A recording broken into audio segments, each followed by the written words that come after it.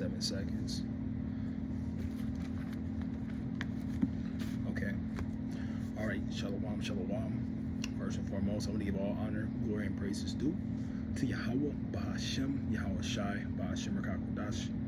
Also want to give double honors to the elders and apostles at Great Millstone, who's teaching the truth and sincerity, and also who rule well. Peace and salutations to the hopeful elect that scattered four corners of the earth, which are you so-called Negroes, Latino, Hispanics, Native American Indians, the true Israelites that's coming up, that elect nation of Israel. Okay, this is Brother Yuwanathon, just coming back at you with another lesson, and basically back to the basics. So the title is, This is for the Elect. Alright, so we have a lot of, when I get to the basics, I always talk about the dialogue and vibration of what Christians think they know, where they say salvation's for everybody, they get John 3:16, so on and so forth, or, everybody can be saved, which is a contradiction, because the Lord is a judge. If he can save all, then who will he be able to judge? Okay, because we know right now that there's a lot of wickedness that's going on. We see it in the forefront, and people think the Lord will save and forgive anything, but that's not the case. So this is dang, that's a spirit. I was like wondering where it was. This is Amos 5:15. It says, hate the evil and love the good, and establish judgment in the gate, and it may be the Lord Yahweh of hosts who will be gracious unto the remnant of Joseph. But scriptures say, hate the evil, love the good. All right. So what do you think the Lord is doing? He hates wickedness. He hates sinners. Knowing if you come across something that is contrary or the opposite of the scriptures, just let you know the Lord is not dealing. All right. And then you got that one. Everybody knows, and we broke this down many times. So this is just me. If a newcomer was to come and bring out that scripture, well, what does John 3:16 say? All right, because it's more just reading it for face value. Okay, so when you read the scriptures, you gotta get into your language, your Greek, your Hebrew, your Greek, things like that, because we don't talk how we talk now in present time. All right, this is John 3:16, and like I said, this is back to the basics.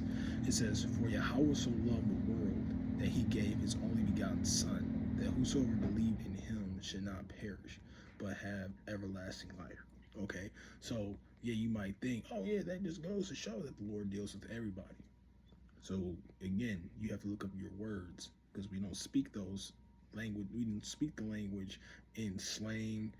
We did in the ancient times. All right. So when you get into the word world, it goes into the word cosmos in the Greek. Right, and when you break that word down, it's basically getting into individuals, particulars, and a specific group of people, which are the Israelites. Okay, so that's what that's talking about. Because when you hear certain words like brethren, world, or cosmos, brethren is getting or neighbor. That's basically getting into your fellow Israelite, because his message was given to the Israelites. Okay, now again, let's get some things that shows that what's going to come, because when the Lord returns, he's not going to meet thy enemies as a man. All right, he's coming back with angelic power, angelic forces. He's going to show his glory, his power, his deliverance, but the great slaughter of the ones who crucified him in those days. So let me get this one. Matthew 24. Now this is going to be, everybody knows where I'm about to go to, Matthew 24, because it shows the salvation and specifically the salvation and who it's for, and what else Yahweh Shai is going to do when he returns. All right, so this is Matthew 24 and verse 30. All right, so it says, and then shall the sign of the Son of Man in heaven. Let me read that again.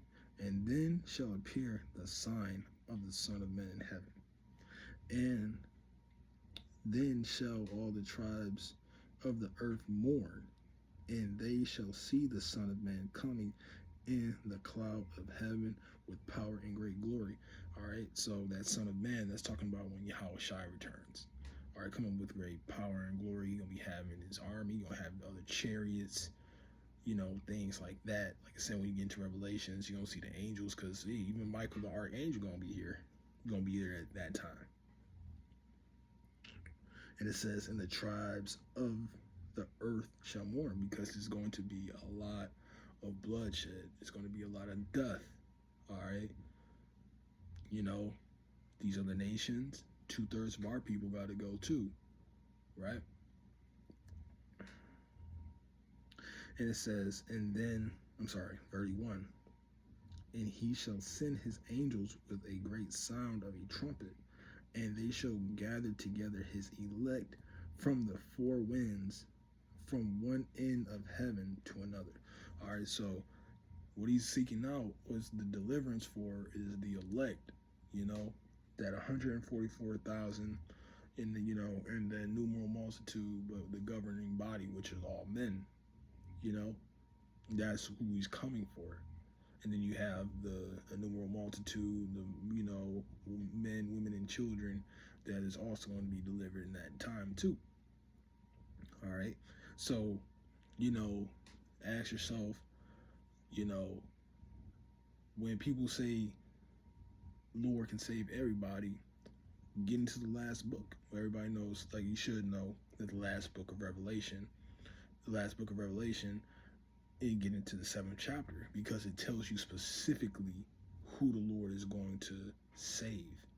All right, because, you know, let's put it like this: when you get into your tribes that's dealing with a specific ethnicity, and I'm saying ethnicity to, you know, for a better understanding for a newcomer or a novice, same as that. So let's grab that real quick. I'll just read the first, you know, the points.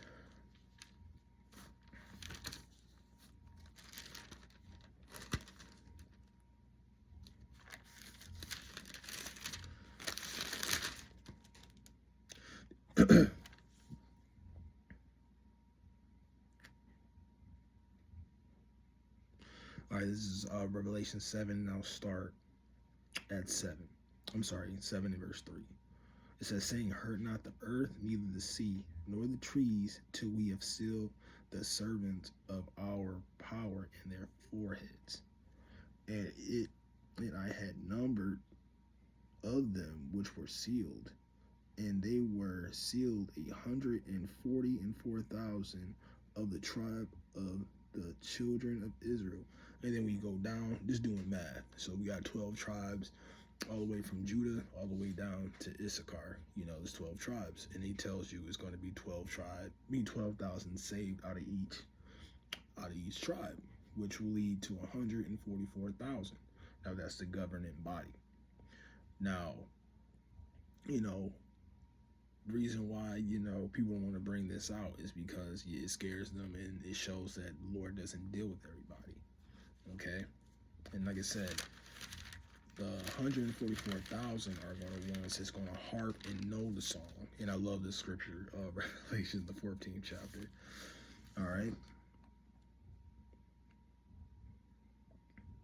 let's start at 3, Revelation 14 and 3. And it says, and they sung as it were a new song before the throne, and before the 4 beasts and the elders, and no man can learn that song but the 144,000 which were redeemed from the earth. Because everybody know, I mean, Lord knows they've been predestined who the elect are.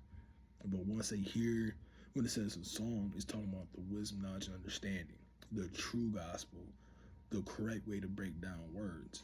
It's going to resonate with them. Lord willing, You know, we're of that number. Lord willing, I'm of that number. But all we can do is put on as the elect. You know, we can't make ourselves of that number. You know, because one, we don't know, and two, you're not supposed to. You know, make thyself not of that number. Okay, but the thing is, this is for the elect. Okay, but that was pretty much it. You know, trying to make it real simple and straight to the point. But Lord willing, again, I hope this video was edifying again for, you know, the sincere Akim and Akwak that's, you know, listening. And again, I want to give all honor, glory, and praises due to Yahweh, Bahashem, Yahweh Shai, Bahashem, Rakakwadash.